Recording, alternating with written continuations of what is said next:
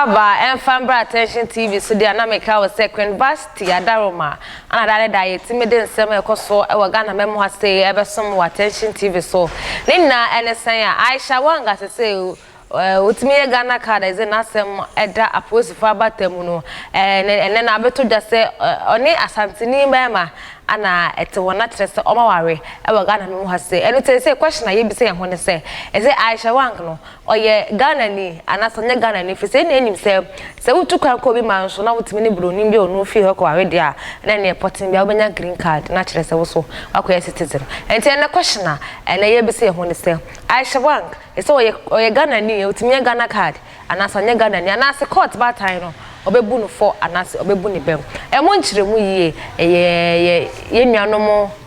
esamtwerefo etna ase ebobo ho yenko na yenkuti to na ye ne amabra kwankofo nkodi kobo san say nya nti yese Attorney General any Minister for Justice abo Aisha Huang kwadu say they were born charges ya chese 4 count ene gina mu denden e wo court nsem mu na enye ono nko a woni nipa nan bi nso ka ne ho a wo mu gina temu mu denene a enam eye galamse hu nsensem kuro ya na akofa ba na yenko amaso ne ne amabra kwampofo wono oye court head mistress so amaso Hedi akwa bayama na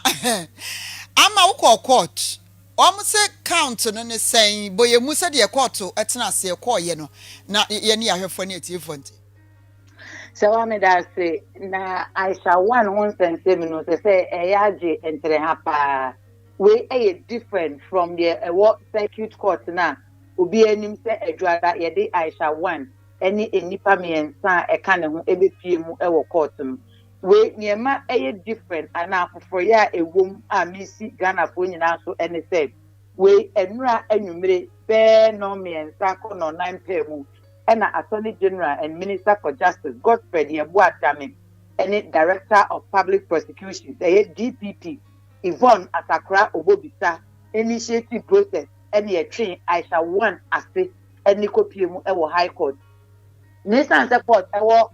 Yebeka se legal break into no virtual hearing any ye judge no e wo be foforo Attorney General office ni oye prosecution ni so be foforo the lawyer and crabby father no cra or the office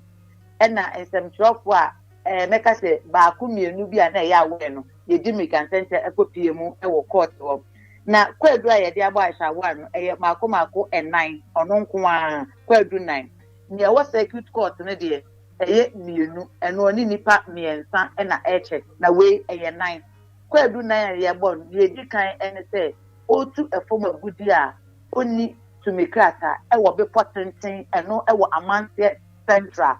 ewo asante mantem 2017-2018 kwadu na yetwa mu no eno ana ye di asanbo no na etosu mienu ene se ono employ nkrofo ofo nkrofo adwuma mu se omomra enetu efom agudi a da adwuma ode ma wo mokra wo manmra no ye ma ono ankasa tumikrata ena o ma wafa mo so no o ma wo tumikrata na etosu miensa ene se ono edi nipa akogu bi potentin a omutu efom agudie etun efom agudie hu niema ye ma ni tumi krata bia eni twato a ye 9 eni say ono Aisha Huang ye pamo nipi o man Ghana mu ha etwero krata aka ho e ma ne say onko ni kuro China mo nti Ghana biem no wetie okoye wasan aba kwadu nan ye bisa Aisha Huang say maami udi fo anase odi bi mo say me Aisha Huang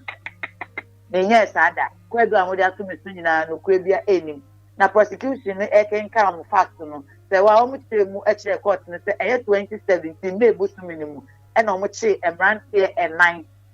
emrante 9 ekire am no emu miensa Vietnam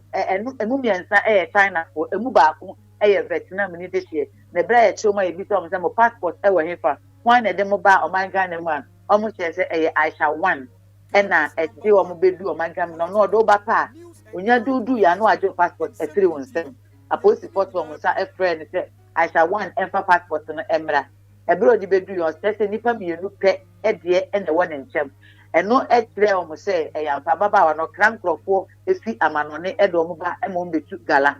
na o mo teche mu say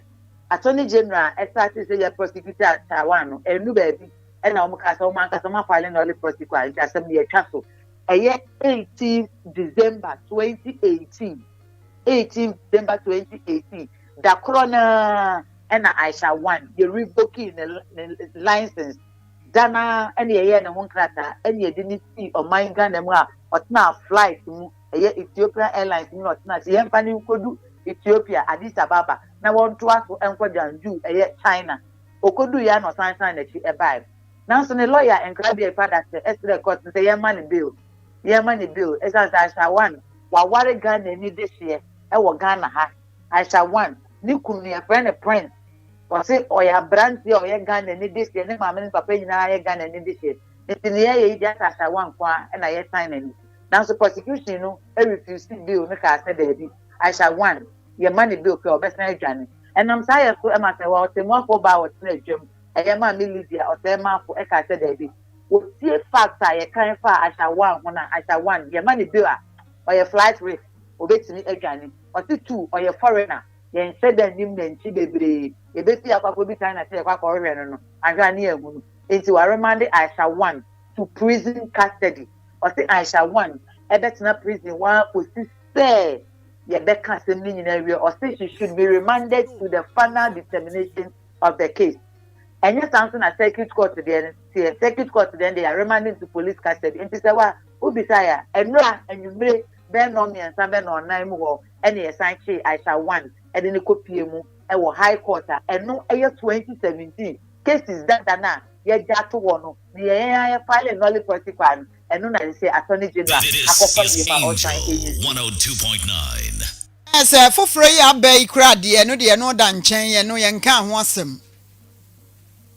asɛm ɛwɔ circuit court no ɛno na adwa da yɛde ne ba court a ne baba no be collapse ɛwɔ hɔ no ɛno na ɛwɔ circuit court na yɛka ho asɛm wɔyɛ foforo koraa na dada na ɛyɛ 2017 2018 deɛ na ne yɛgu so yɛ no a yɛtwa mu ɛma ɛnam so yɛrepatriate ne kɔɔyɛ no ɛno na attorney general sɛ wasan kɔfa bio